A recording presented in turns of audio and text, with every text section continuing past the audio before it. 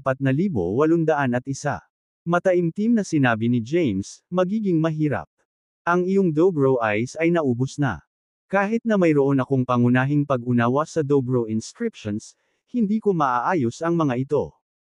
Ang tanging paraan upang ayusin ang mga ito ay ang patuloy na pagbuhos ng enerhiya sa kanila.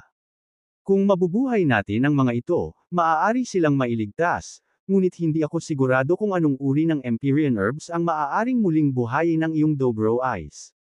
Ngumiti si Sochi at sinabing, okay lang kung hindi sila maaayos. Nakaganti na ako, kaya hindi ko na sila kailangan. Kinuha ni James ang kanyang huling path fruit, ibinigay ito, at sinabi, dalhin ang path fruit na ito, at gamitin ang lakas nito para subukang pasiglahin ang iyong Dobro Eyes. Ha! Natigilan si Sochi. Pagkatapos ng maikling paghinto, ikanaway niya ang kanyang kamay at sinabing, napakahalaga nito, James. Hindi ko ito makukuha. Na-absorb at napino niya ang isang path fruit dati, kaya alam niya ang makapangyarihang enerhiya nito. Ito ang pinakapambihirang prutas na nakatagpo niya noon. Nakangiting sabi ni James, ang path fruit ay hindi nakapakipakinabang sa akin, kaya kunin mo na lang. Salamat, James. Tumingin sa kanya si Sochi nang may pasasalamat. Kinuha niya ang path fruit at maingat na itinaas sa kanyang mga kamay. Tumayo si Sochi at sinabing, aalis muna ako at tigilan mo na ang pag-istorbo sa iyo sa paglilinang. Tumango si James at sinabing, sige. Halika at ipaalam sa akin kung kailan magsisimula ang Hazef Gathering. Okay. Pagkatapos magbigay ng mabilis na tugon, tumalikod si Sochi at umalis. Nag-set up si James ng time formation, pagkatapos ay isa pang formation para ihiwalay ang sarili sa labas ng mundo. Naglabas siya ng kopya ng sagradong balumbon ng distrito ng Capron. Pagkatapos, sinimulan niya itong pag-aralan ng seryoso. Habang nauunawaan ito, naalala rin niyang pagbutihin ang kanyang ranggo sa paglilinang. Nasa maagang yugto na siya ng ranggo ng Kylem Acme, at malalim ang pagkaunawa niya sa iba't ibang path. Kung may oras, gagawa siya ng isang pambihirang tagumpay at papasok sa huling yugto ng Kylem Acme rank. Gayunpaman, ang pag-abot sa Kylem Boundless rank ay mangangailangan ng maraming trabaho. Lumipas ang oras sa isang kisap mata. Di nagtagal, wala pang 10,000 taon bago ang Hazef Gathering. Nilinang ni James ang pagbuo ng oras sa napakahabang panahon. Sa panahong ito, pinahusay niya ang kanyang lakas sa pamamagitan ng enerhiya ng isang misteryosong itim na kristal na nakuha pagkatapos patayin ang mga ina sa Verde Academy Supreme Illusion. Ang enerhiya ng kristal ay hindi kapani-paniwalang masama ngunit makapangyarihan. Gayunpaman, nilinis at sinipsip ni James ang enerhiya, na nagpapahintulot sa kanya na maabot ang gitnang yugto ng Kylem Acme rank. Kasabay nito, naiintindihan niya ang sagradong balumbon ng Capron District. Nalinang na niya ang Tenfold Realms Transcendent Sutra at naging malalim sa Primal Mantra. Kaya, madali para sa kanya na maunawaan ang sagradong balumbon ng distrito ng Capron, at matagumpay niyang nilinang ang kapangyarihang Capron. Nalinang na niya ang 4 na kapangyarihan mula sa 10 Path Techniques, kabilang ang Chaos, Eternal, Verde, at Capron. 6 na lang ang natitira. James. Isang boses ang nanggaling sa isang magandang babae na nakasuot ng purple dress sa labas ng formation. Pinuri siya ni Wailia, not bad. Nasa middle stage ka na ng Kylem Acme rank. Kung magpapatuloy ka sa paglilinang sa bilis na ito, malapit ka nang makapasok sa Kylem Boundless rank. Pagkatapos mong makapasok sa Kylem Boundless rank, hindi na ako magkakaroon ng pagkakataon laban sa iyo. Batid niya ang lakas ni James. Sa maagang yugto ng Kylem Acme rank, maaari nang pumatay si James ng isang ordinaryong cultivator sa Quasi-Chaos rank. Kaya, lubos na naniwala si Wailia na makakapatay si James ng isang powerhouse sa Chaos rank pagkatapos maabot ang Kylem Boundless rank. Para sa mga cultivator sa ilalim ng Chaos rank, hindi man lang sila maglalagay ng banta laban sa kanya.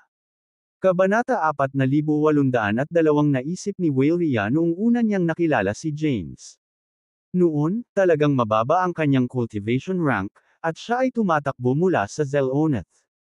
Tumakas siya sa bawat sulok ng Endless Void at muntik nang mamatay kahit na pinagkadalubhasaan niya ang Blithe Omniscience. Hindi pa ganoon katagal, ngunit naging napakalakas na ni James. Biglang nagtanong si James, "By the way, anong klaseng event ang Joseph Gathering?"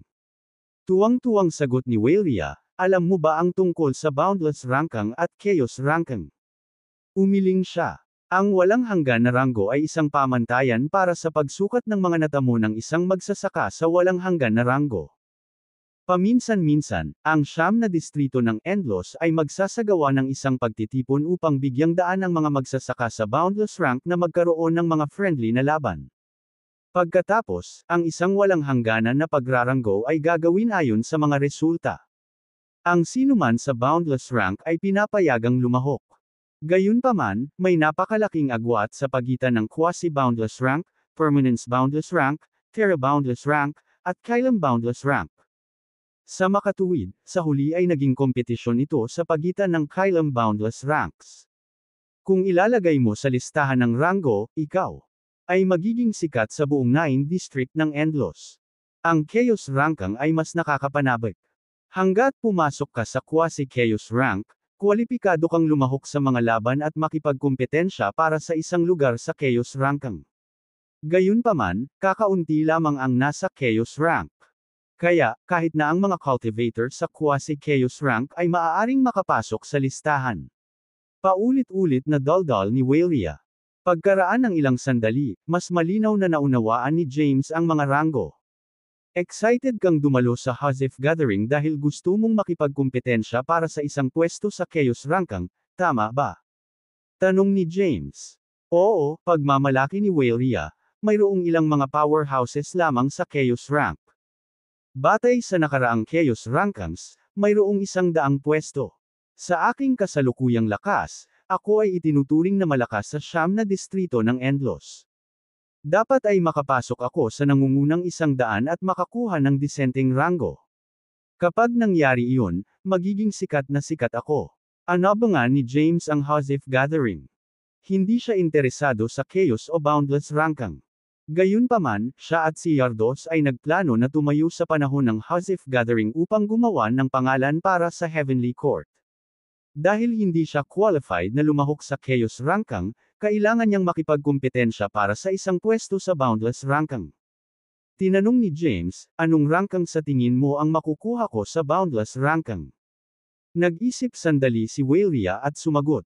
"Judging by your recent battles, you should be at least top 3.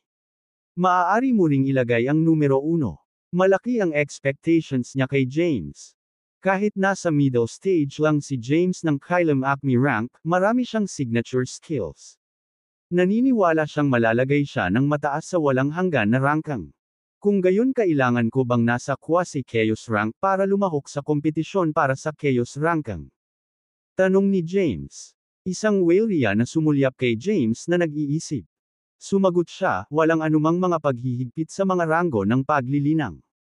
Gayunpaman, ang mga lumahok sa mga nakaraang kompetisyon ay hindi bababa sa Quasi-Chaos rank. Sa katunayan, maraming cultivator sa Quasi-Chaos rank ang hindi man lang ng ahas na lumahok. Hinaplos ni James ang kanyang baba at nagtanong, "Kung sasali ba ako sa kompetisyon para sa Chaos Rankang, pasok ba ako sa listahan?" Sa palagay ko ang paglalagay ng numero sa 100 sa Chaos Rankang ay mas mahusay kaysa sa numero 1 sa Boundless Rankang. Natigilan si Walia at nawalan ng masabi. Pagkaraan ng ilang sandali, nagtanong siya, "Pinaplano mo bang sumali sa kompetisyon para sa Chaos Rankang?" "May problema ba?" Tumingin si James sa kanya. Hindi naman. Hindi siya pinigilan ni Walia. Si James ay nagpakita ng nakakatakot na lakas noong nakaraan. Bukod dito, hindi niya ginamit ang kanyang ultimate trump card laban kay Wyatt. Nasa kanya pa rin ang porma sayo na natutunan niya habang pumapasok sa Kylem Acme rank, na kahit na kinatakutan ni Walia. Kabanata 4803, baka pwede mo nang subukan. Dapat ay makapasok ka sa Chaos Rankang gamit ang iyong lakas. Nagulat si Walia matapos lumabas ang mga salita sa bibig niya. Hindi maarak ang posibilidad ng isang cultivator sa gitnang yugto ng Kylem Acme rank na malagay sa nangungunang 100 sa Chaos Rankang. Ipagpalagay na ginawa ni James, hindi siya magagapi sa 9 district ng Endlos kapag naabot niya ang Quasi-Chaos rank o maging ang Chaos rank. Tara na. Hindi na itinuloy ni James ang topic at mabilis na umalis. Hindi nagtagal, nakarating sila sa pangunahing bulwagan ng espiritual na bundok.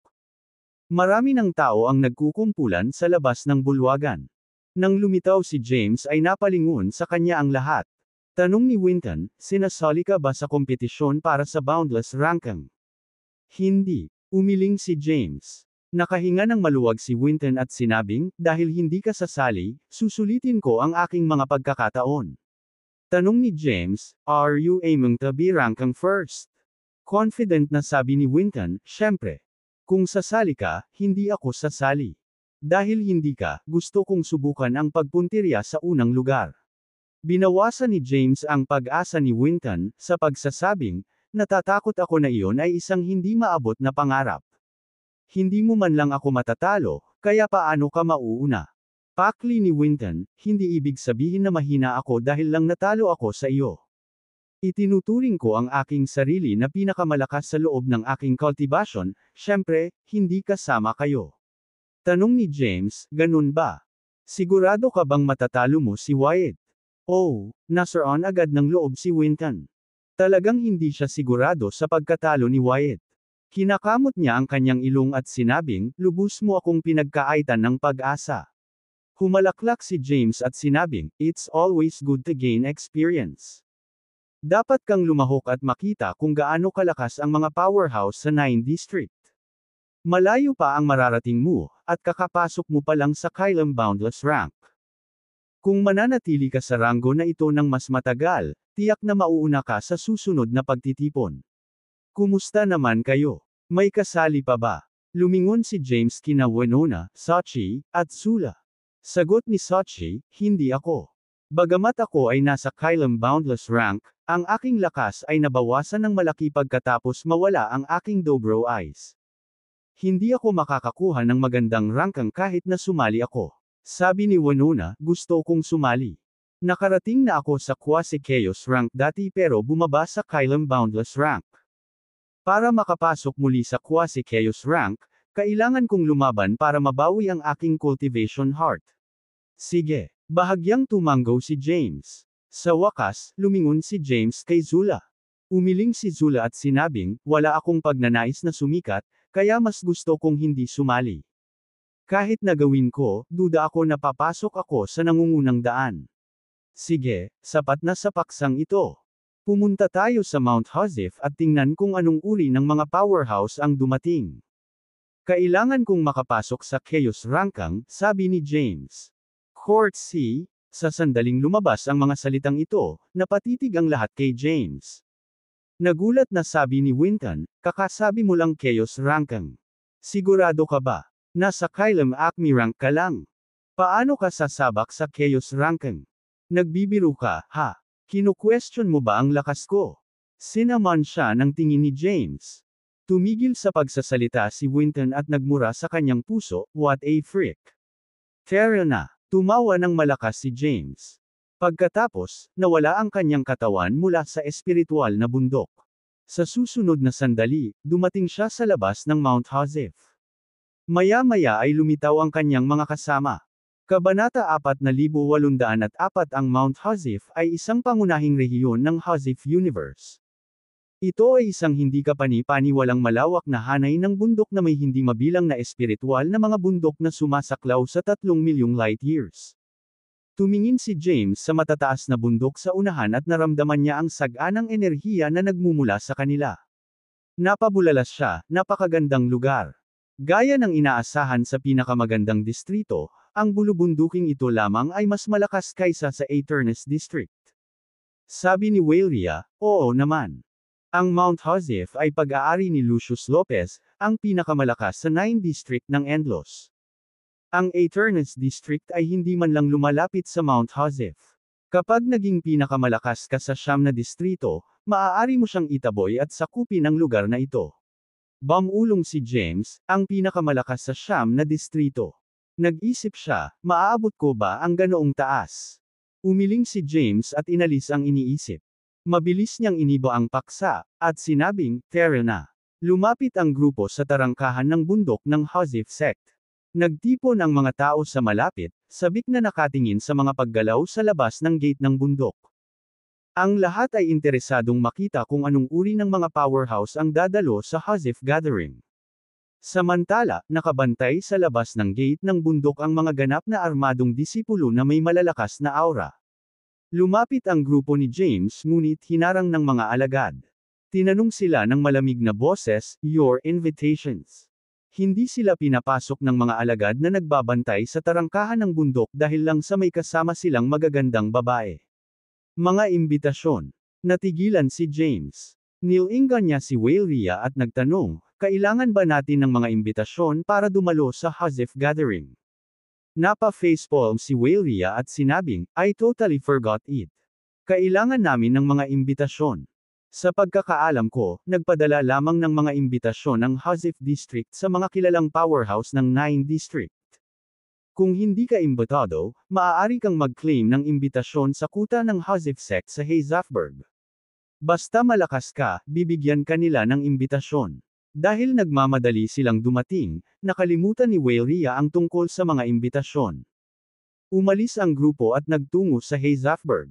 Ang Hazif sect ay mayroong maraming kuta na itinayo sa Hazafburg, at maraming mga disipulo ang nakatalaga sa bawat lokasyon. Sa labas ng bawat kuta ay isang mahabang pila ng mga magsasaka na nais ng imbitasyon na pumasok sa Hazif sect. Ang Hazif sect ay ang pinakamalakas sa Siyam na distrito. Kaya, kumilos ang grupo ni James sa kabila ng pagiging powerhouse. Sumama sila sa pila at naghintay ng kanilang turn. Pagkalipas ng 3,000 taon, sa wakas ay nakarating sila sa harapan. Ang pamamaraan ay medyo simple. Ang sinumang nakaabot sa Kylem Acme rank ay karapat-dapat at binigyan ng imbitasyon.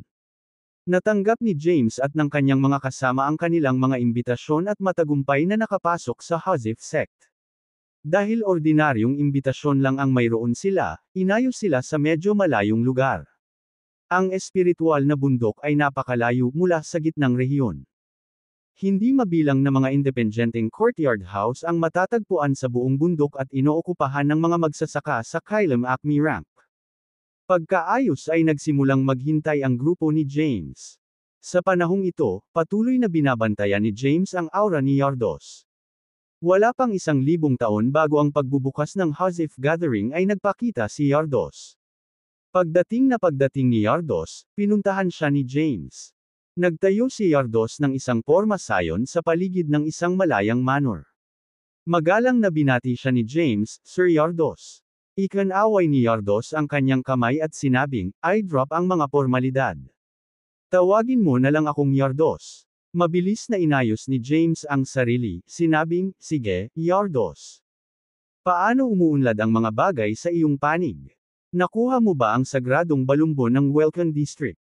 Kabanata 4805 Si Yardos ay nagpatawag ng isang scroll at inihagis kay James.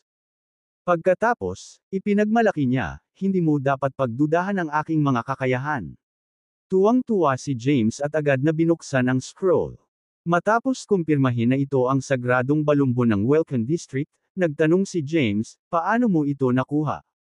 Ngumiti si Yardos at sinabing, "Nakipag-deal ako sa leader ng Welcome District." Tanong ni James, "Anong deal iyon?" Bilang isang powerhouse sa Chaos rank, dapat malaman ng pinuno ng Welcome District na ang mga sagradong scroll ay pambihirang kayamanan. Na-curious si James kung ano ang inaalok ni Yardos sa pinuno ng Welcome District. Tamad na sumagot si Yardos, "Ang pinuno ng Welcome District ay palaging interesado sa aking Blythe Omniscience. Kaya ibinigay ko ito sa kanya bilang kapalit ng isang kopya ng kanilang sagradong balumbon." "Ano?" Bulalas ni James. "Ibinigay mo sa kanya ang Blythe Omniscience para sa sagradong balumbon. Kung makakabisado niya ang Blythe Omniscience, hindi siya magagapi. Sino sa 9 district ng Endlos ang makakapatay sa kanya?" Sagot ni Yardos, "It is not a big deal. Binigay ko sa kanya kasi confident ako. Ako ang nagtatag ng Blythe Omniscience, kaya natural, makakagawa ako ng supernatural power para kontrahin ito." "Sige, sapat na tungkol dito.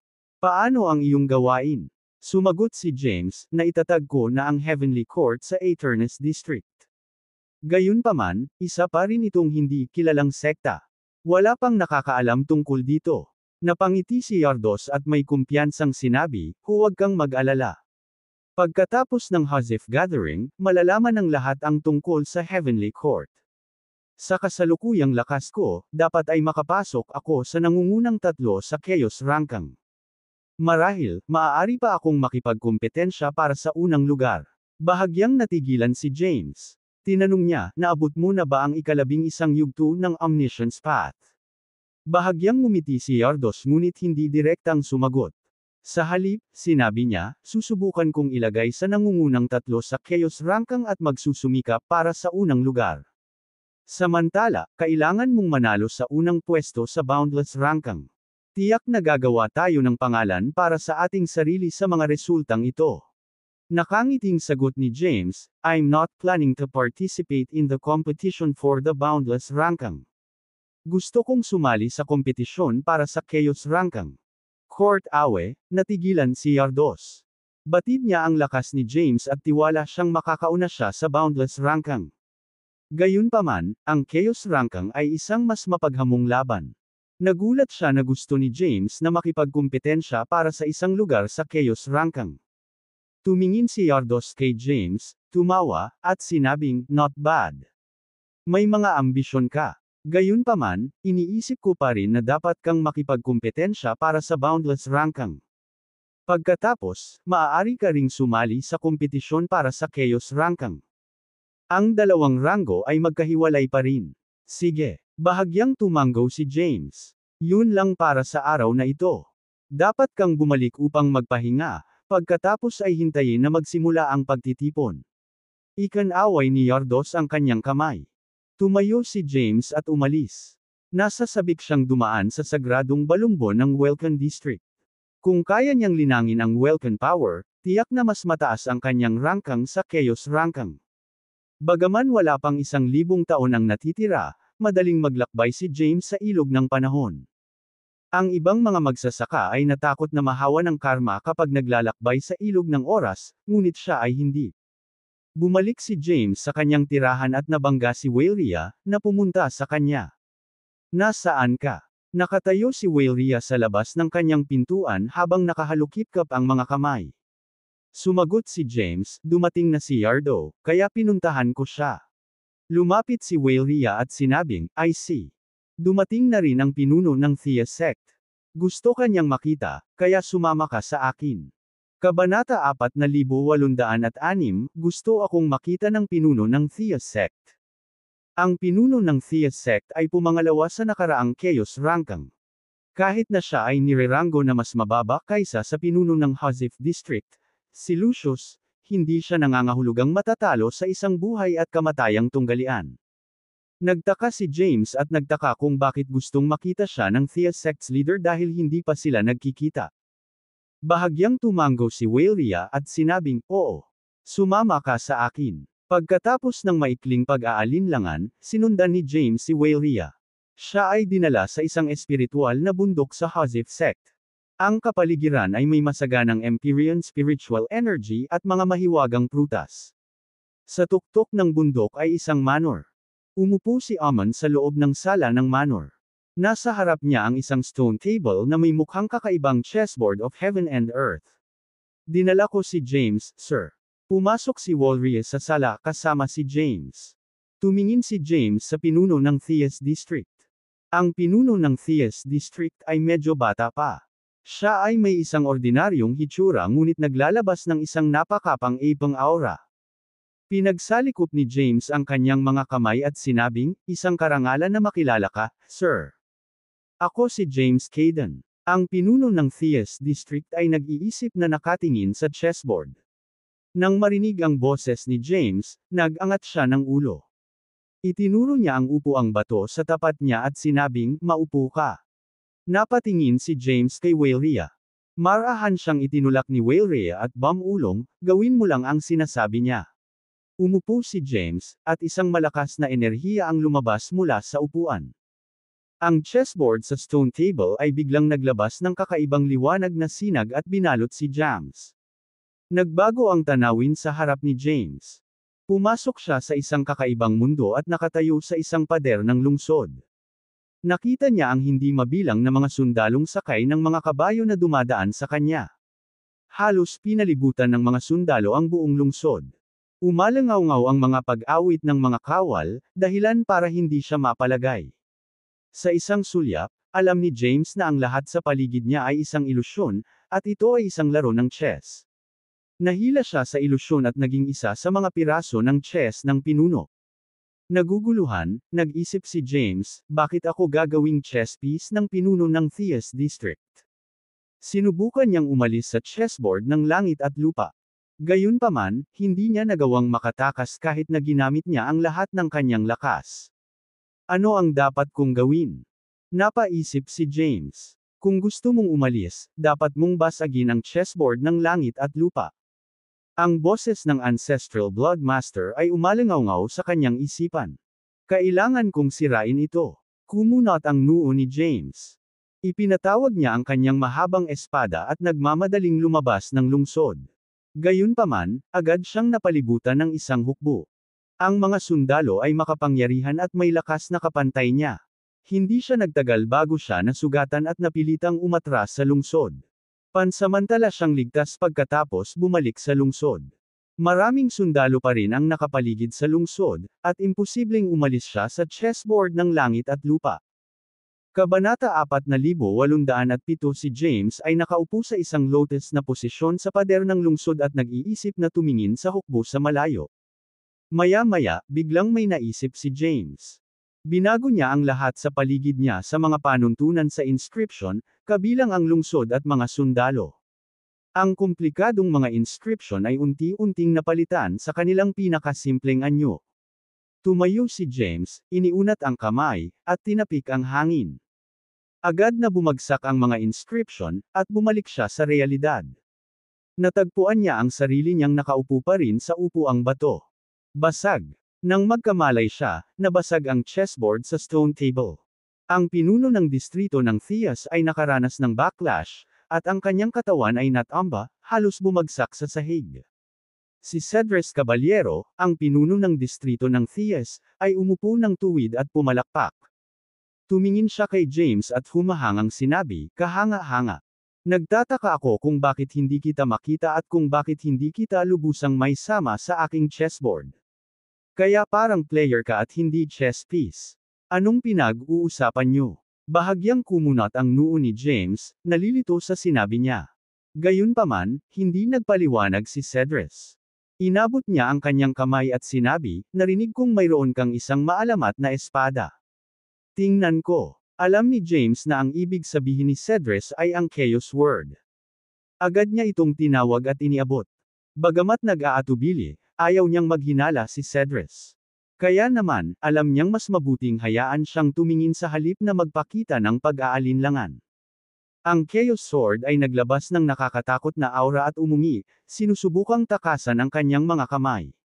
Gayunpaman, pilit na pinigilan ni Cedres ang Chaos Sword gamit ang kanyang kapangyarihan. Matapos titigan ito ng ilang sandali, ibinalik niya ang Chaos Sword kay James. Tumingin si Cedres kay James at sinabing, ito ay isang magandang espada na may kakaibang pinagmulan. Kung kumalat ang balita tungkol dito, tiyak na magdudulot ito ng kaguluhan. Ganoon ba? Kunwaring nagulat si James. Nagpatuloy si Cedres, na nagsasabing, kinikilala ka ng espada bilang Panginoon nito. Tiyak na nilinang mo ang isang pamamaraan ng espada na tugma dito, tama ba? Oo, bahagyang tumanggaw si James.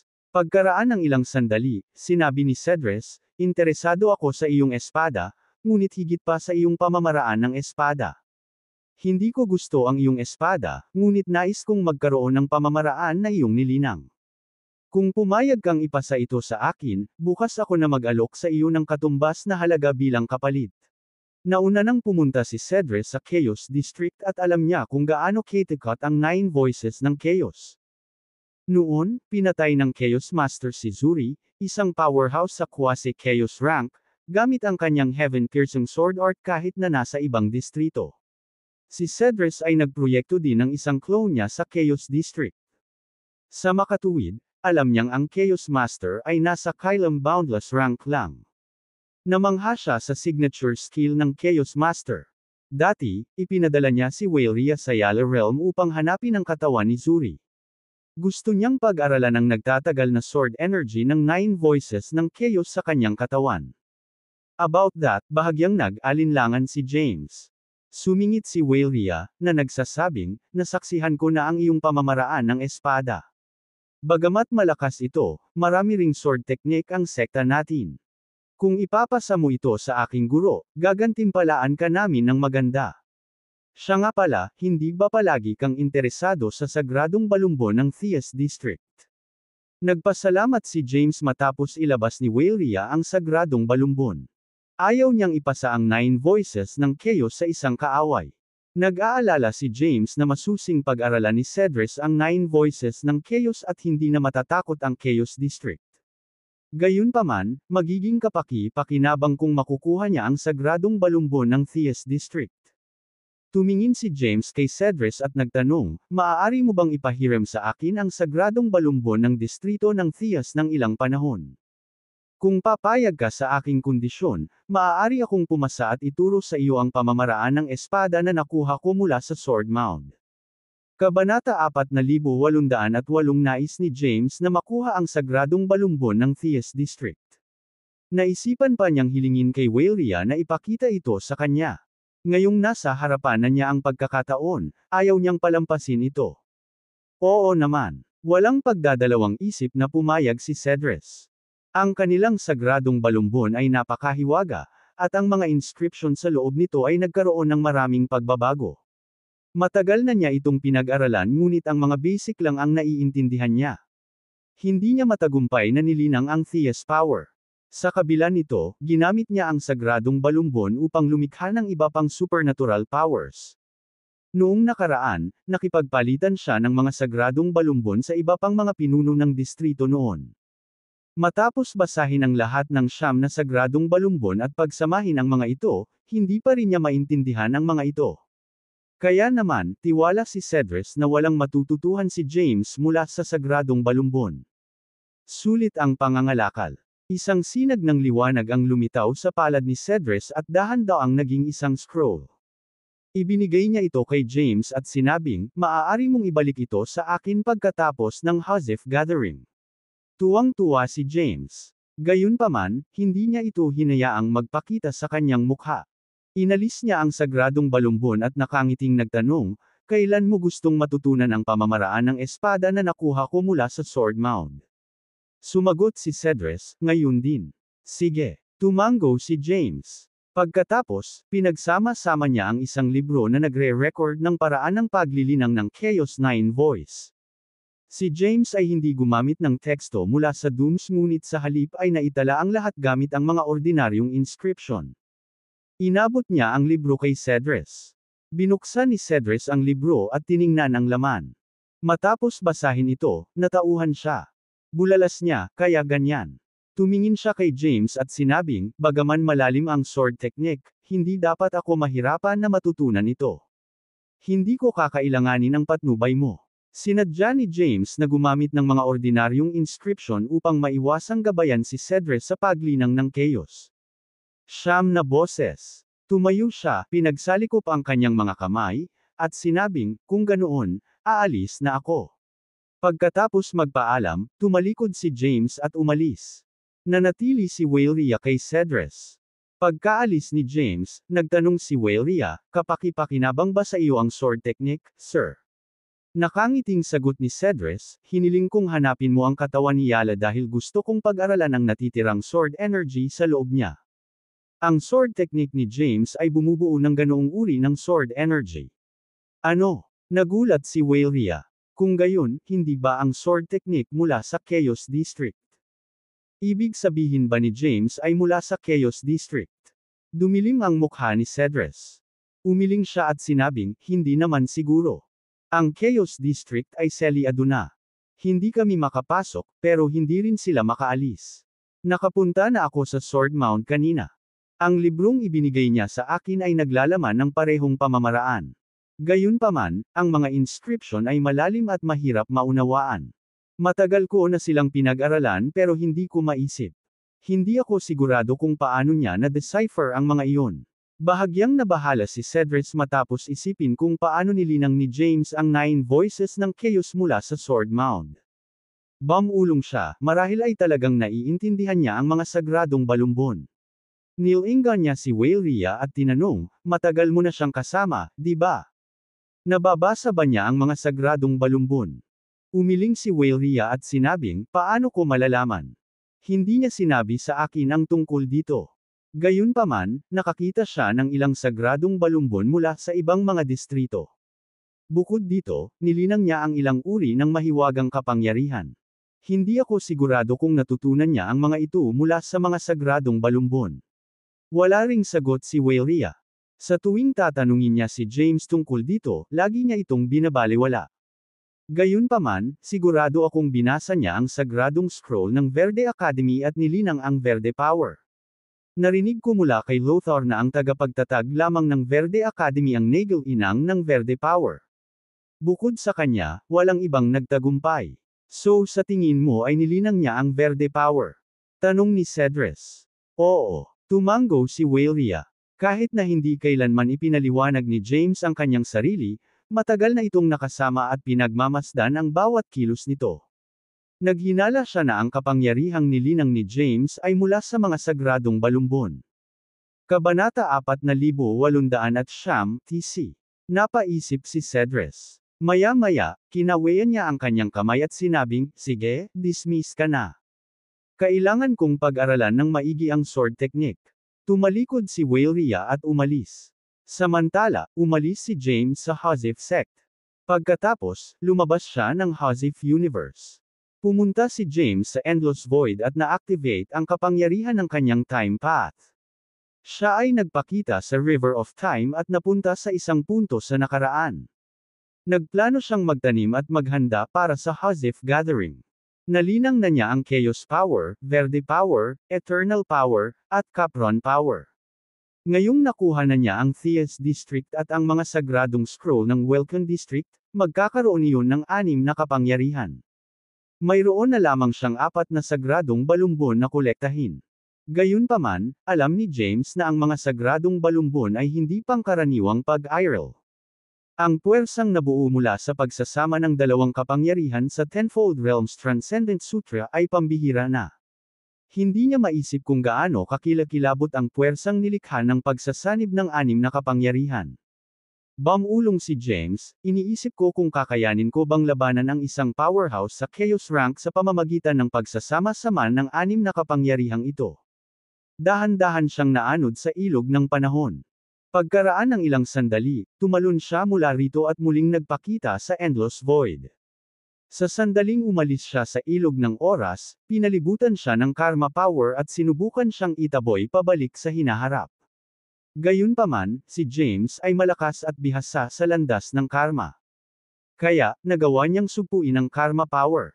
Hindi nakakagulat na ang mga powerhouse ay hindi nang ahas na maglakbay sa ilog ng panahon. Ang karma power attracted ay napakalakas.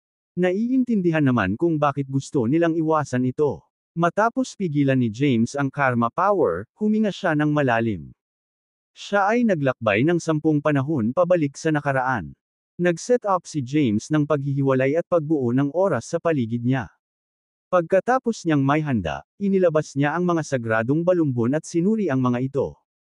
Pagkatapos, gumugol siya ng maraming taon na nakatuon sa paglinang ng kanyang pagbuo ng oras. Kasabay nito, patuloy niyang pinagbuti ang kanyang cultivation base. Hindi mabilang na taon ang lumipas sa isang iglap. Matagumpay na nilinang ni James ang Theas Power at Welcome Power. Sa 10 kapangyarihan, mayroon na siyang 6. Ang kanyang cultivation rank ay umunlad din hanggang sa huling yugto ng Kylem Acme rank. Pagkatapos niyang mag-cultivate, dispersed niya ang time formation. Pinakiramdaman niya ang kanyang paligid at nakita niyang wala pang oras ang lumipas. Inunat niya ang kanyang katawan at may kalmadong ekspresyon. Ngayong na-cultivate ko na ang 6 sa mga sagradong scrolls powers, dapat ay kaya ko nang kumuha ng powerhouse sa Chaos Rank, tama ba? Hindi rin sigurado si James. Hindi pa siya nakalaban ng powerhouse sa Chaos Rank, kaya hindi pa niya naranasan ang kanilang lakas noon. Gayunpaman, malapit na niyang malaman ito. Gagawa siya ng pangalan para sa kanyang sarili sa Hazif Gathering. Kung maipanalo ni Yardos ang unang pwesto, tiwala si James na makapasok din siya sa top 10. Magiging kapaki-pakinabang sa Heavenly Court kung ang dalawang miyembro ay nireranggo sa nangungunang 10 sa Chaos Ranking. Sumigaw si James, magsisimula na ang panahon ko. Inaktibo niya ang kapangyarihan ng Time Path at pumasok sa River of Time, bumalik sa hinaharap. Si James ay naanod sa ilog ng panahon at hindi nagtagal ay nakarating siya sa pinanggalingan niya. Tumalon siya at lumitaw sa Endless Void sa labas ng Hazif Universe. Sa sandaling umalis siya sa ilog ng panahon, ang karma power na pinipigilan niya ay agad na kumalat. Bagamat nawala ang karma power, kinaagnasan na nito ang kanyang katawan. Siya ay nagkaroon ng ilang mga panloob na pinsala. Mas masahol pa, nahawahan ng ilang karma power ang kanyang mga buto, laman, at dugo. Tumayo si James sa Endless Void. Matapos maramdaman ang kalagayan ng kanyang katawan, mabilis niyang hinikayat ang kanyang kapangyarihan na pinuhin ang karmahang kapangyarihan.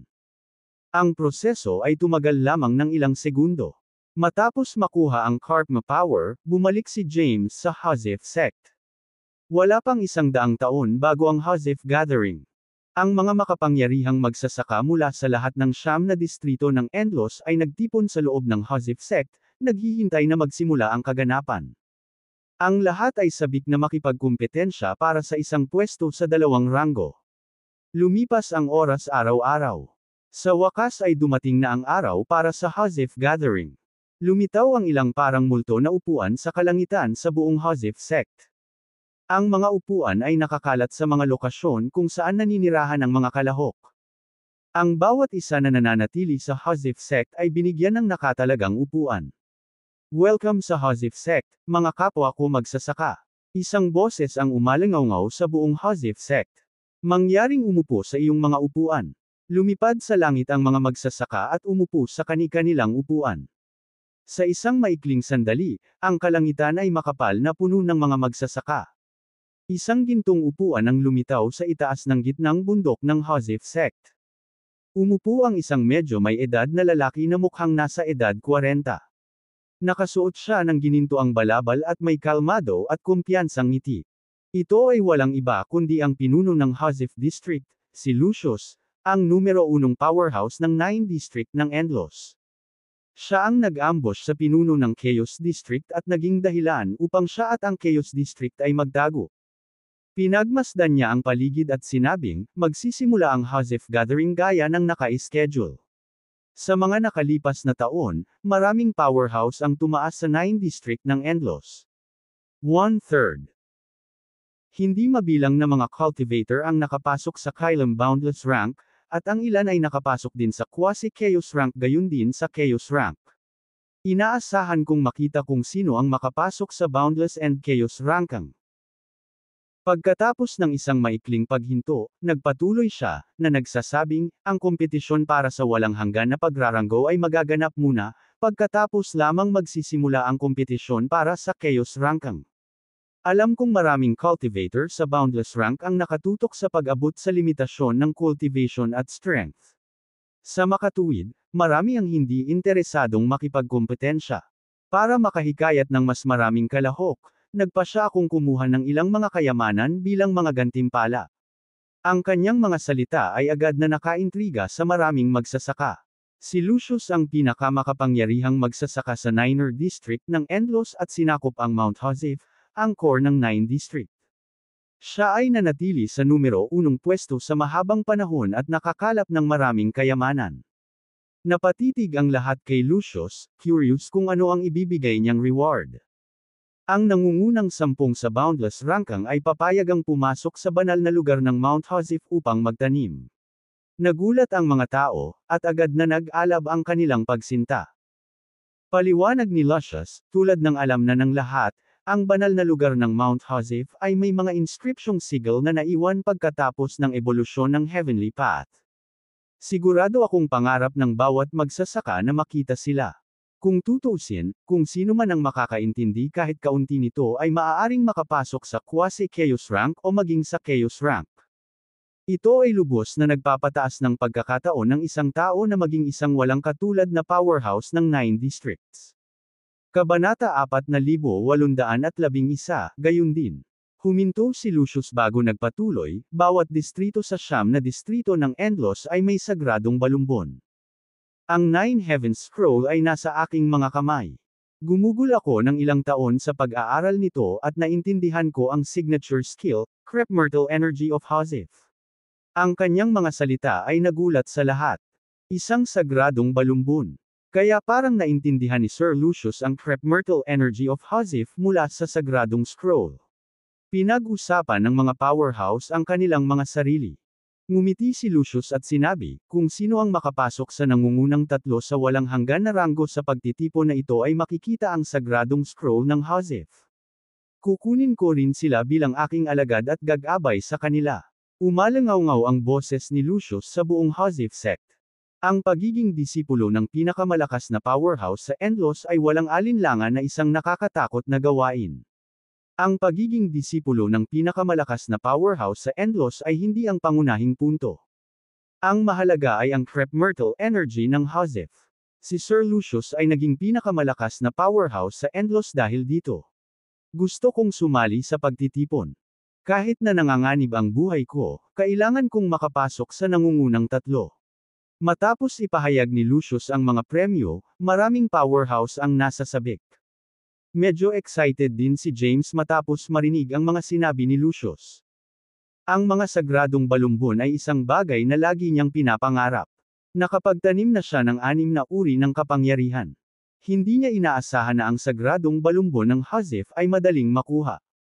Kailangan lang niyang makapasok sa top 3 nanograms boundless ranking. Kung makukuha niya ang sagradong balumbon ng Hozif, magkakaroon siya ng 7 uri ng kapangyarihan. Noong una, gusto niyang direktang pumunta sa Chaos ranking. Ngayon, kailangan niyang lumaban para sa boundless ranking. Anong iniisip mo? Boses ni Waleria sa gilid. Nawala sa pag-iisip si James at sinabing, hindi ko inaasahan na gagamitin ng Hozif District Leader ang sagradong scroll bilang gantimpala. Hindi ba ito ang gusto mo? Napangiti si Waleria. Naiintindihan mo ako ng mabuti. Napangiti si James. Habang nag-uusap ang dalawa, muling tumunog ang boses ni Lucius. Lahat, magsisimula na ang laban para sa boundless ranking. Ang mga patakaran ay katulad ng dati. Para sa mga nabubuhay na nilalang na hindi kailanman lumahok sa paglaban para sa walang hanggan na pagraranggo, mangyaring dumaan sa mga patakaran.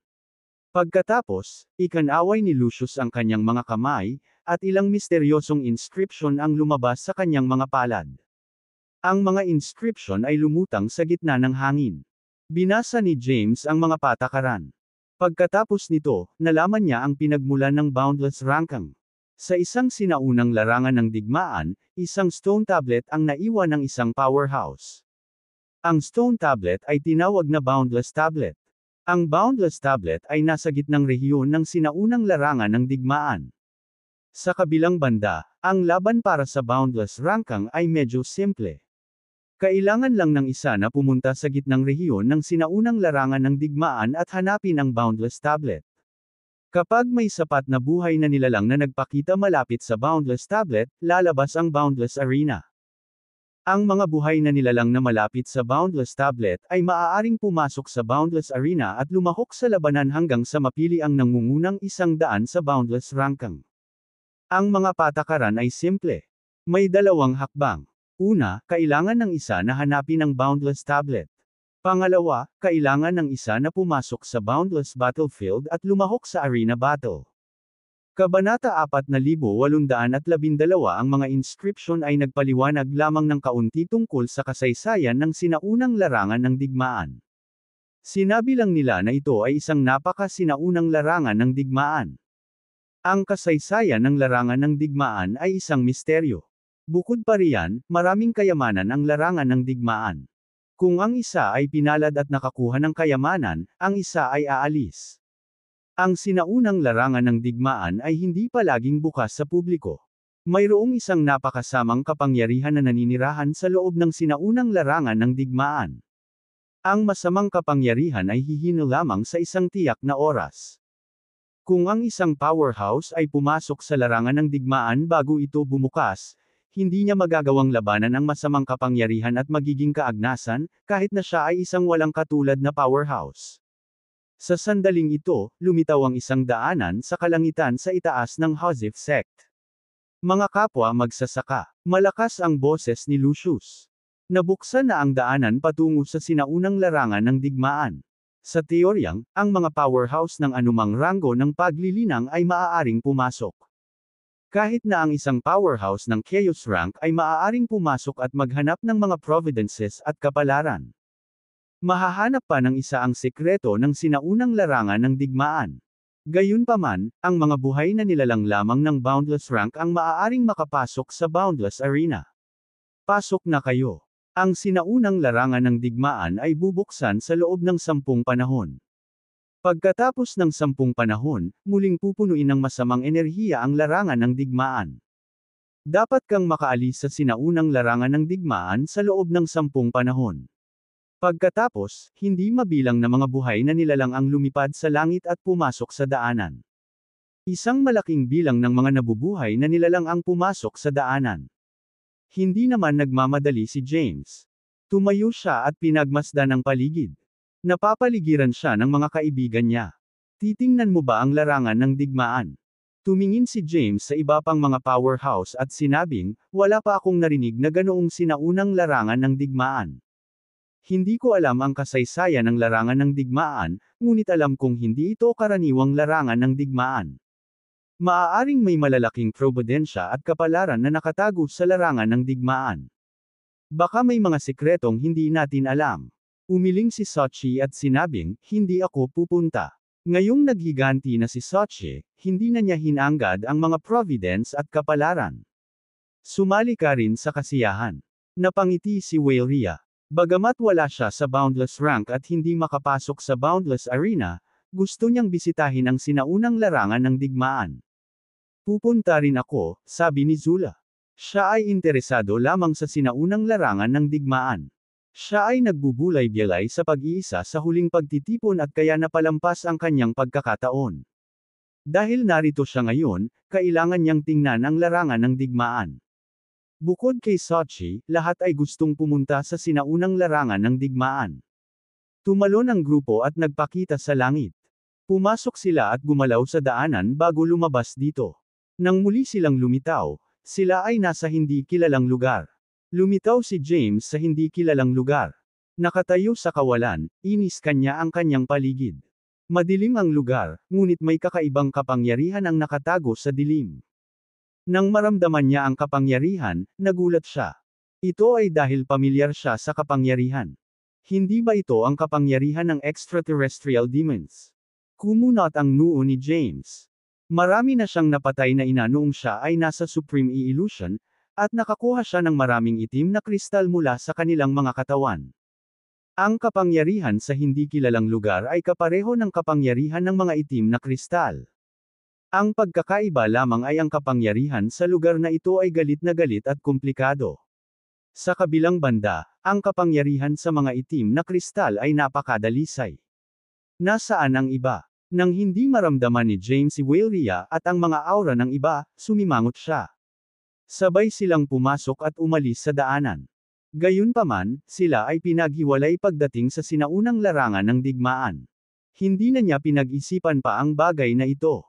Kabanata 4813 ngayon, natitiyak ni James na ang sinaunang larangan ng digmaan ay umiral na bago ang pagsilang ng 10 distrito. Ang sinaunang larangan ng digmaan ay isang larangan ng digmaan na naiwan ng mga powerhouse ng lugar na ito matapos makipaglaban sa mga extraterrestrial demons bago ang kapanganakan ni Endlos. Si James ay may ilang malabong pag-unawa sa kasaysayan nito. Naalala niya si Emperor Raya, na binanggit ni Zeno at ng monghe. Minsang sinabi ni Zeno na ang kapayapaan ng Endlos ay pawang salamat kay Emperor Raya. Kung wala si Emperor Raya, hindi mabubuhay ang 9 na distrito ng Endlos. Ano ang hitsura ni Emperor Raya? Nabasa lamang ni James ang mga simpleng tala sa ilang mga inscription. Bukod sa mga talaan, walang buhay na nilalang sa 9 na distrito ang nakaalam ng pagkakaroon ni Emperor Raya. Matapos magdala ng kapayapaan si Emperor Raya, lumikha ng 10 distrito, at mag-iwan ng 10 sagradong balumbon, saan siya nagpunta. Ang lahat ng ito ay hindi alam. Huminga ng malalim si James at pinigilan ang pag-iisip. Naglakad siya pasulong. Ayon sa mga tala sa mga inscription na ibinigay ng pinuno ng distrito ng Hozef, mayroong maraming mga providences at kapalaran sa sinaunang larangan ng digmaan. Ang pagtitipon ay tatagal ng 10 panahon, kaya hindi nagmadali si James na hanapin ang Boundless Tablet. Sa halip, naglakad-lakad siya sa sinaunang larangan ng digmaan, na naghahanap ng mga providence at kapalaran. Hindi nagtagal, lumabas siya ng bulubundukin at nakakita ng isang lungsod. Ang lungsod ay malawak. Gayunpaman, ang karamihan sa arkitektura ay naging mga guho. Iilan lang sa kanila ang buo. Sa lungsod, pansamantalang nilinis ang isang lugar. Naging rest area ito ng maraming buhay na nilalang. Lumitaw si James sa kalsada sa labas ng lungsod. Matapos dumaan sa ilang guho, nakarating siya sa hindi napinsalang lugar.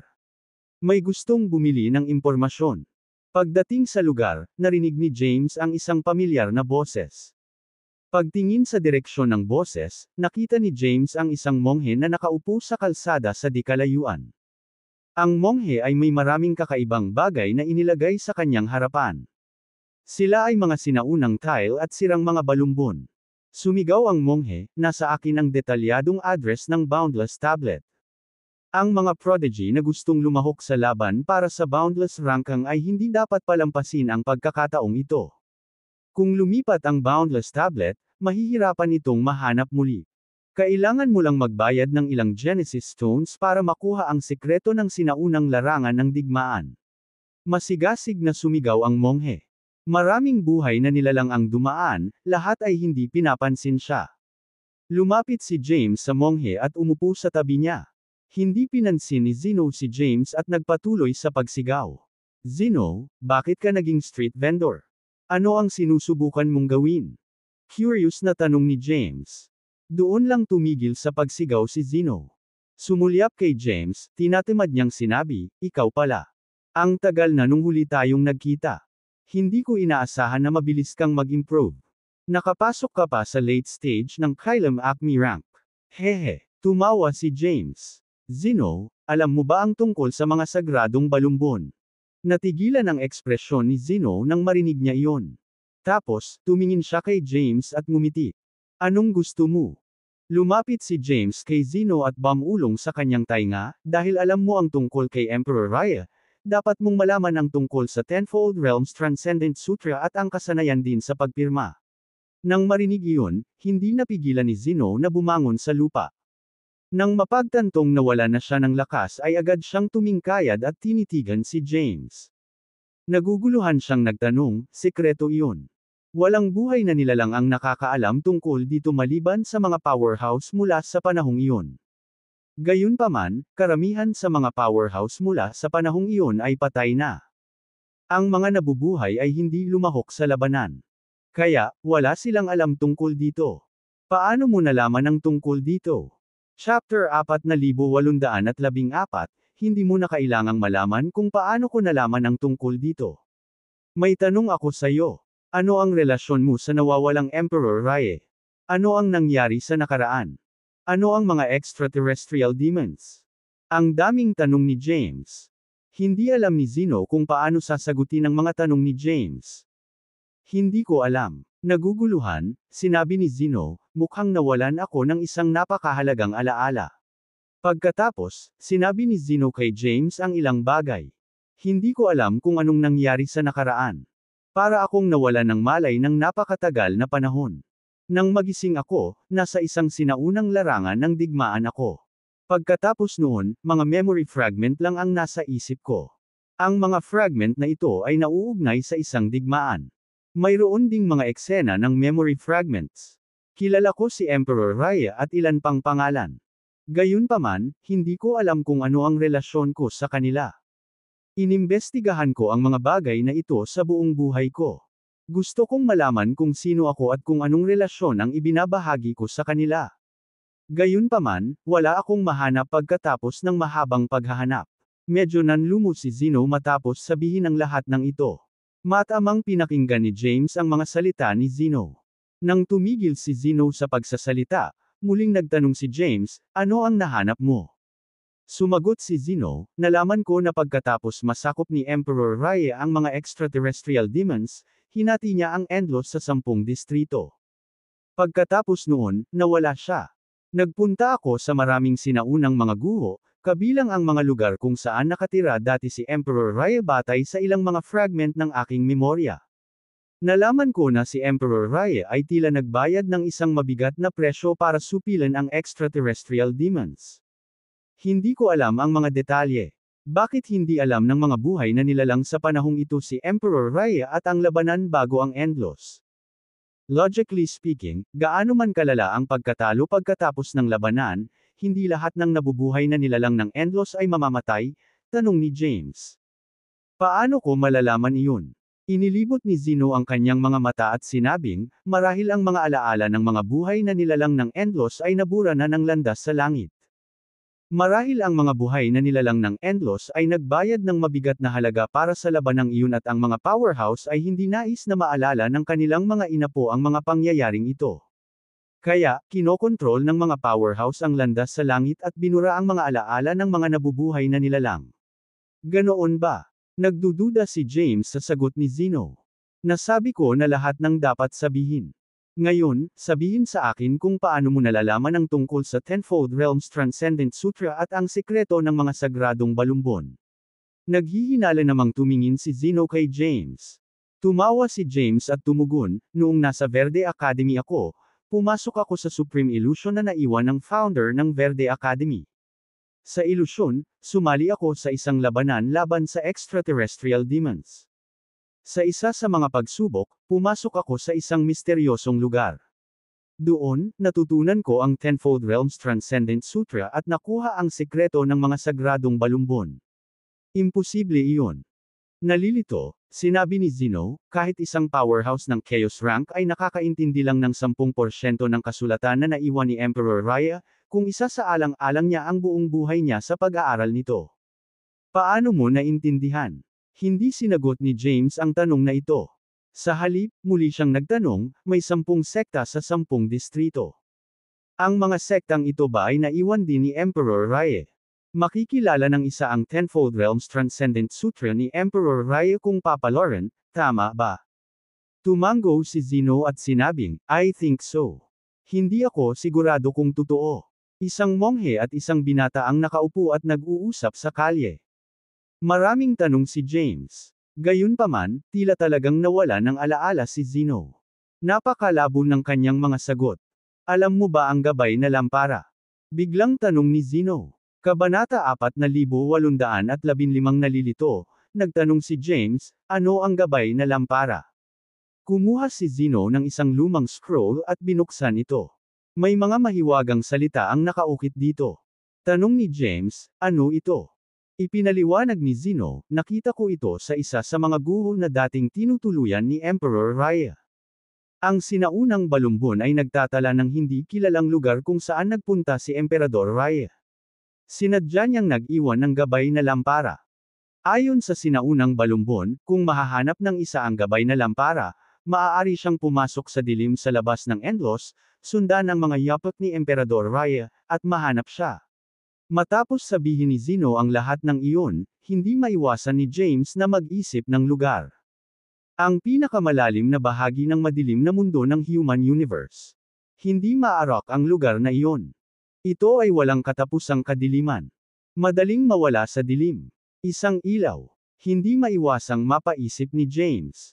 Pagkatapos, isang eksena ang lumitaw sa kanyang isipan. Isang oil lamp ang lumitaw sa dilim at kumikislap sa paligid. Naaalala ko ngayon. Parang nakita ko ang guiding lamp na binanggit mo. Talaga. Tuwang-tuwa, hinayla ni Zeno si James at tinanong, nasaan na? Nagiging misteryoso, sinabi ni James, nang i-extrapolate ko ang lokasyon ng Chaos District noong nakaraang pagkakataon, nagkataon akong nakakita ng isang lugar ng walang katapusang kadiliman, kung saan isang oil lamp ang kumikislap. Sinimulan ni James na dayain si Zeno. Ang lampara ng langis ay totoo, ngunit hindi siya nag-isip ng anuman. Hindi alam ni James ang background ng monghe, kaya hindi siya nang ahas na sabihin kay Zeno na siya ay isang tao ng Chaos District. Kung kumalat ang impormasyong ito, gugustuhin siyang patayin ng mga powerhouse ng siyam na distrito. Si James ay may blight omniscience.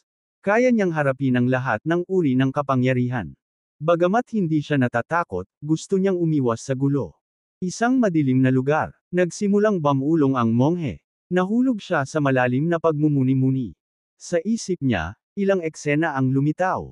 Ang mga eksena ay tila nag-ugnay at bumuo ng ilang kompletong alaala. Sa sandaling ito, tila may isang mahiwagang kapangyarihan na humahadlang sa kanyang mga alaala. Bumagsak ang kanyang katawan sa lupa, at dumura siya ng dugo. Tumalsik ang dugo niya sa lupa. Agad itong naging itim.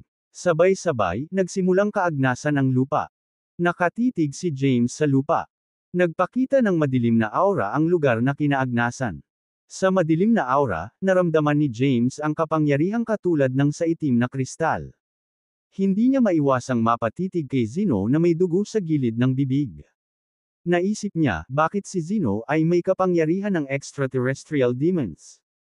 Mula ba ito sa mga nakaraang pag-atake ng extraterrestrial demons? O mayroon ba siyang extraterrestrial demon body? Nakaligtas siya sa labanan bago ang Endlos at nagtago sa 9 district ng Endlos. Gusto ba niyang hanapin si Emperor Raya, ikalat ang impormasyon tungkol kay Emperor Raya, at patayin si Emperor Raya? Saglit na nag-isip si James ng maraming tanong. Maya-maya ay bumalik siya sa katinuan at tumingin kay Zeno. Tanong niya, ayos ka lang ba? Kabanata 4816 na maaaring hindi alam ng ibang tao ang tungkol sa kapangyarihan ng extraterrestrial demons, ngunit alam ni James. Ang monghe ay may kapangyarihan ng extraterrestrial demons sa kanyang katawan, at ang kanyang background ay hindi alam. Pinakamabuting manatiling maingat si James. Inalis ni James ang kanyang mga hinala at tinulungan ang monghe. Sabi niya, may sakit ka. Gusto mo suriin ko ang iyong kalusugan. Gusto ni James na gamitin ang pagkakataong ito para pag-aralan ang kapangyarihan ng extraterrestrial demons sa katawan ng monghe. Gusto niyang malaman kung nilinang ba ito ng monghe o nadungisan ng salakayin siya ng mga extraterrestrial demons. Umupo ang monghe at pinunasan ang dugo sa gilid ng kanyang bibig. Ikanaway niya ang kanyang kamay at sinabing, matanda na itong sakit. Sa tuwing may naiisip ako, maaantala ang iniisip ko. Let me check. Giit ni James. Sige. Sige na. Hindi naman tumanggi si Zeno. Agad namang sinuri ni James ang katawan ni Zeno. Habang hinihila ni James ang kamay ni Zeno, may bakas ng kapangyarihan ang pumasok sa bedi ni Zeno. Nang pumasok ang kapangyarihan ni James sa ugat ng dugo ni Zeno, isang masamang kapangyarihan ang umusbong.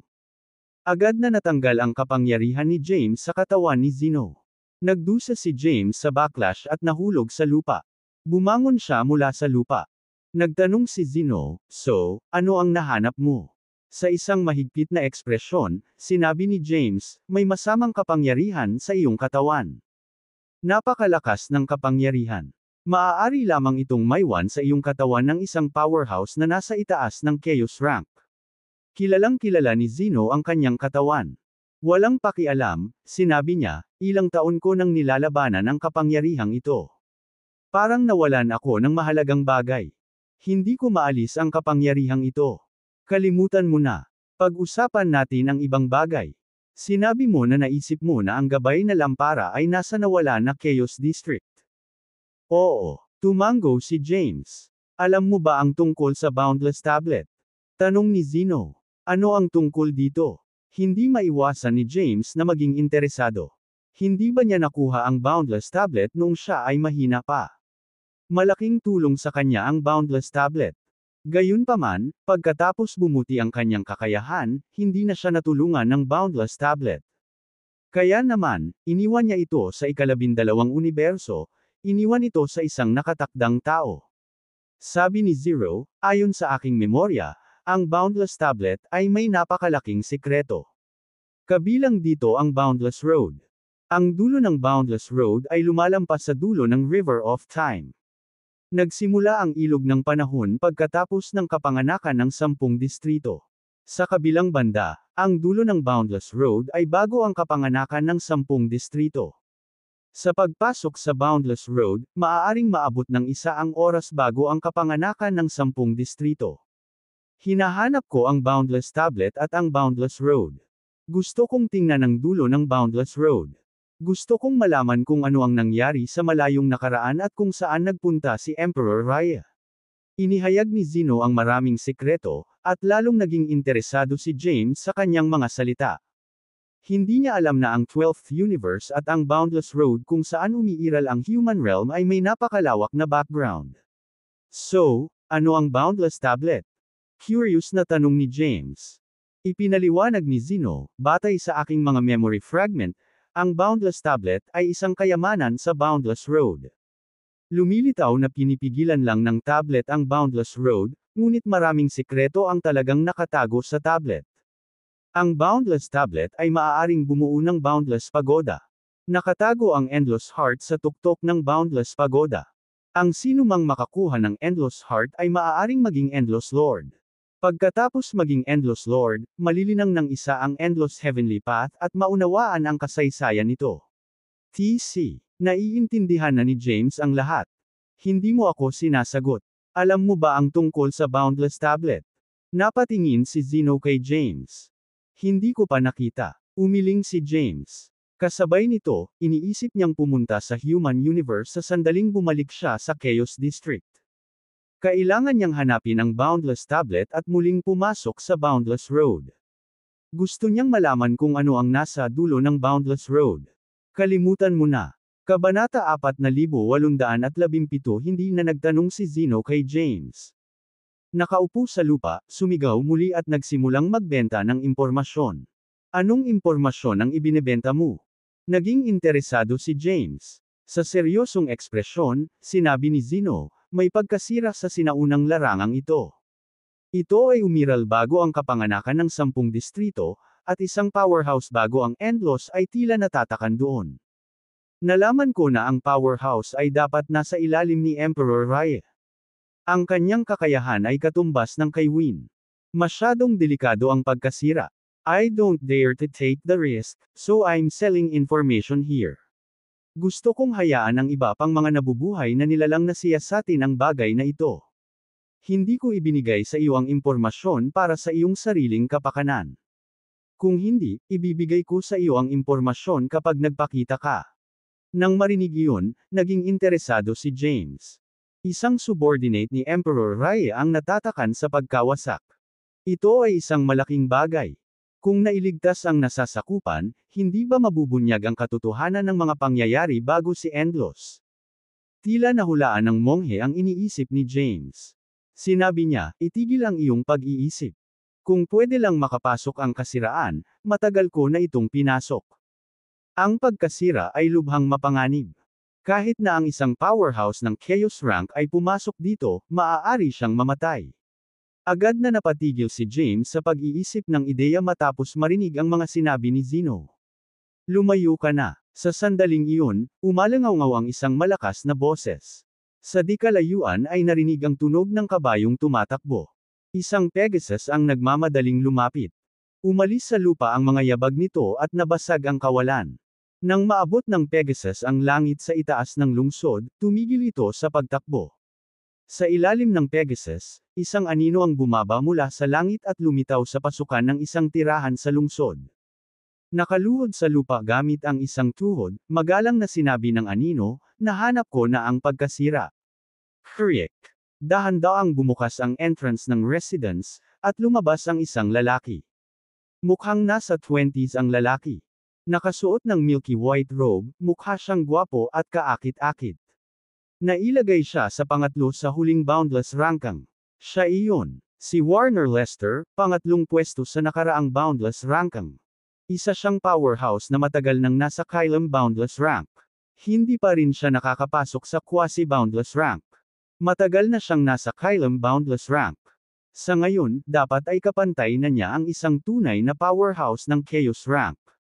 Nang makita ang lalaki na lumakad palabas ng pasukan, ilang nabubuhay na nilalang sa kalye ang nagsimulang makipag-usap sa kanya. Tara na at tingnan natin. Nagsalita si Warner bago nawala. Swoosh! Kasabay nito, sa dilim na malayo sa lungsod, isang sinag ng puting liwanag ang bumungad sa langit. Ang puting liwanag ang nagliliwanag sa madilim na lugar. Kasabay nito, isang malakas na enerhiya ang lumitaw. Sabay-sabay, nilinis ng monghe ang mga bagay sa lupa at inilagay ang mga ito. Sumulyap kay James sa tabi niya, sinabi niyang, "Sira. May magandang lumitaw. Bakit nandito ka pa? Hindi ka ba pupunta? Pumunta at tingnan. Kunin ang kayamanan." Pagkasabi no ni Zeno, nawala na siya. Walang pag-aalinlangan, pinaandar ni James ang Blythe Omniscience at sinundan si Zeno. Kabanata 4818 Karamihan sa mga lugar sa sinaunang larangan ng digmaan ay nilamon ng kadiliman. Ang mga larawang lumitaw sa pagkakataong ito ay nasa isang madilim na lugar na malayo sa lungsod. Ang puting liwanag ay bumungad sa kalangitan, na nagbibigay liwanag sa madilim na lugar. Ang puting liwanag ay naglalaman ng isang mahiwagang kapangyarihan. Inalis ng kapangyarihan ang itim na ambon sa dilim. Pagkatapos, lumitaw ang isang nawasak na espiritual na bundok. Sa isang kisap mata, dumating si Zeno sa lugar. Maya-maya, dumating na rin si James sa lugar na iyon. Sa gitna ng pagkasira ay may isang misteryosong naglalabas ng sinag ng puting liwanag. Pinagmasdan ni James ang kanyang paligid at napagtanto na maraming buhay na nilalang ang nagtipon sa lugar. Sa sandaling ito, maraming mga nakabaluti na bodyguard ang nagsimulang magbanta sa mga tao. Naunang natagpuan ng aming amo ang pagkasira na ito. Ito ay sa kanya. Kung ayaw mong mamatay, magwala ka. Maraming mga bodyguard ang lumitaw at nagsimulang alisin ang mga buhay na nilalang sa malapit. Sa oras na ito, isang gwapong lalaki ang lumakad, na nakatapak sa kawalan. Lumitaw siya sa langit sa itaas ng lugar. "Welcome, Sir Warner." Hindi mabilang na mga bodyguard ang lumuhod sa lupa at malakas na binati si Warner. Si Warner, matagal na siyang hindi nagpakita ng sarili niya. "Nagtataka ako kung saan siya nagtanim. Hindi natin siya dapat i-provoke. Panoorin natin ang sitwasyon sa malayo." Nang makitang kay Warner ang mga bodyguard, nagpa siya ang ilang powerhouse na umatras. Si Warner ay nailagay na pangatlo sa huling boundless ranking. Ngayon, nasa boundless ranking pa siya.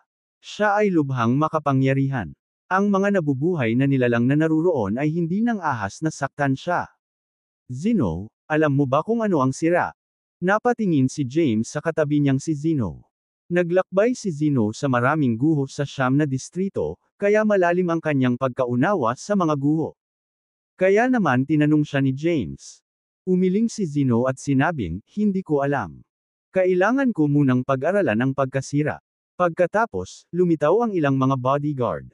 Inilabas ng mga bodyguard ang kanilang mga armas. "Hindi mo ba narinig? Ang lugar na ito ay pag-aari ng aming Panginoon. It's none of your business," sabi ng bodyguard ni Warner sa malamig na tono. Sumulyap sa mga bodyguard, naramdaman ni James na mataas ang kanilang cultivation rank. Naabot na nilang lahat ang Kylem Acme rank. Kung sila ay nasa isang mahinang universo, maaari nilang pamunuan ang universo. Gayunpaman, handa silang maging mga bodyguard ni Warner. Ito ay maliwanag na Warner ay isang malaking shot. Napaatras si Zeno at sumulpot sa likod ni James. Tapos, tinulak niya si James paarap. Hindi yun inaasahan ni James. Sa lakas ni Zeno, naitulak agad si James. Sa pag-aakalang sasalakayin sila ni James, agad na kumilos ang mga bodyguard. Daan-daang bodyguard ang naglabas ng kanilang mga espada at inatake si James. Gayunpaman, napakalakas ng katawan ni James. Kahit na nasa Kylem Acme rank ang mga bodyguard, hindi nila kayang saktan si James. Anong kasuklam-suklam na monghe, sumpa ni James sa kanyang puso. Dahil inatake na ng mga bodyguard si James, hindi na umaatres si James. Ang sinaunang larangan ng digmaan na ito ay hindi pag-aari ni Warner. Ang mga nakatadhana ay makakahanap ng mga kayamanan. Hindi ba't labis na sakupin ang sinaunang guho na ito? Sabi ni James. Ang kanyang mga salita ay nakakuha ng atensyon ng mga nabubuhay na nilalang sa malapit. Sabay-sabay, hindi mabilang na mga tingin ang dumapo sa kanya. Sino siya? Bakit ang tapang niya? How dare he go against Warner? Kilala ko siya. Siya ang pinuno ng Tempest House ng Verde Academy, si James. Maraming mga buhay na nilalang ang natipon dito, lahat ay nagmula sa iba't ibang lugar ng 9 na distrito. Marami sa kanila ang hindi alam kung sino si James. Gayunpaman, may mga buhay na nilalang na nagmula sa Verde District. Nalantad ang pagkakakilanlan ni James. Sa sandaling ito, nasa labas na ng guho si Warner. Gayunpaman, ang pagkawasak ay may sirang porma sayon, nakakailanganin niya ng ilang oras upang masira. Napasimangot siya nang marinig ang kaguluhan sa di kalayuan. Hindi masaya, sinabi niya, hindi mo ba nilinis ang lugar? Bakit may mga nabubuhay pa? Alisin mo sila. Ayokong istorbohin ako ng kahit anong buhay na nilalang. Oo, sir. Sabay-sabay, ilang powerhouse ang tumalon at lumipad patungo sa lugar na kinaroroonan ni James. Kabanata 4819 sa isang iglap, 4 na powerhouse ang lumitaw sa harap ni James. Magwala, sabi ng 4 na powerhouse nang lumitaw. Pagkatapos, sinubukan ng isa sa mga powerhouse na hilahin si James at itapon siya. Gayunpaman, nakatayo si James sa langit na hindi gumagalaw. Isang illusionary palm ang humila sa balikat ni James. Agad na nabasag ang ilusyonaryong palad ng pisikal na kapangyarihan ni James. Kailam Boundless Rank. Naramdaman ni James ang cultivation rank ng 4 na powerhouses. Sa isang mahinang ngiti, sinabi niya, nasa Kailam Boundless Rank ka lang. How dare you be so arrogant? Ikaw ay naghahanap ng kamatayan, isang malakas na boses ang tunog. Kasunod nito, sabay-sabay na inatake ng 4 na powerhouse si James. Kumilos din si James. Inactivate niya ang Blithe Omniscience at nawala. Sa susunod na sandali, bumalik ang kanyang katawan sa orihinal nitong pwesto. Samantala, ang 4 na powerhouse ay sumabog at lumipad. Para bang isang saranggola ang nawala ng tali, ang kanilang mga katawan ay bumagsak ng husto sa guho sa di kalayuan sa ibaba. Sa sandaling hinawakan nila ang guho, sinimulan ang pagbuo. Sabay-sabay, napuno ng hangin ang hindi mabilang na sword energies mula sa formation. Ang sword energies ay sumugod patungo sa kanilang mga katawan. Gayunpaman, sila ay mga powerhouse sa Kailam Boundless Rank. Kahit na atakihin sila ng hindi mabilang na sword energies, masasaktan lang sila. Hindi sila mamamatay. Ang eksenang ito ay bumulaga sa ilang buhay na nilalang sa di kalayuan. Si James, ang pinuno ng Tempest House, ay medyo malakas. Napakadali niyang natalo ang 4 na powerhouse sa Kailam Boundless Rank. Kahit na walang Chaos Rank powerhouses sa Verde Academy ng Verde District, maraming quasi-Chaos Rank powerhouses. Hindi nakakagulat na ang Verde Academy ay kilala bilang pinakamalakas sa mga tuntunin ng kabuuang lakas. Madaling natalo ni James ang 4 na powerhouse sa Kailam Boundless Rank, na ikinagulat ng marami. Maraming buhay na nilalang ang nagsimulang mag-usap sa kanilang mga sarili. Lumapit si Zeno kay James. With a bright smile, he said, "Not bad. Mas malakas ka kaysa sa huling pagkikita natin." Napangiti si James. Sa di kalayuan, sa labas ng guho, si Warner ay nakatuon sa pagmamasid sa porma sayon. Gusto niyang pumasok sa formation at tingnan ang pagkasira. Nakita niya ang pagkatalo ng kanyang 4 na kampon. 2/3. Ang 4 na Kailam Boundless Rank powerhouses ay lumitaw sa harap ni Warner. Sila ay natatakpan ng mga sugat. Ang ilang sword energies ay nanatili sa mga sugat. Oh sir, masyado siyang malakas. Hindi tayo ang kapareha niya. Sa kaguluhan, nagsalita ang 4 na powerhouse.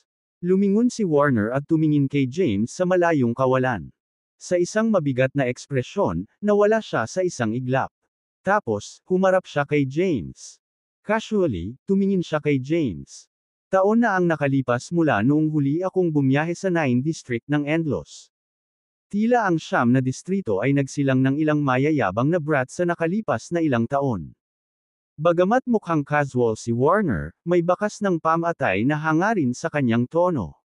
Hindi natakot si James kay Warner kahit pumangatlo ang huli sa nakaraang Boundless Rankang. Kamang magsasaka, samobra ka na. Ang mga kayamanan ng langit at lupa ay nakasalalay sa tadhana. Bakit mo itinataboy ang iba pang mga nilalang? Sa tingin mo ba talagang hindi ka magagapi? Napatingin si James kay Warner, na madilim ang ekspresyon. Haha, tawa ni Warner. Pagkatapos, tumigil siya, at naging seryoso ang ekspresyon niya. Maaaring hindi ako magagapi, ngunit sigurado akong walang makakapareha ko sa lugar na ito. Tiwala si Warner sa kanyang kakayahan. Kahit na nasa Kylum Boundless rank lang siya, matagal na siyang nasa cultivation rank na ito. Ang kanyang kapangyarihan ay hindi maarok. Kahit na siya ay harapin ng isang tunay na Chaos rank powerhouse, hindi siya matatakot.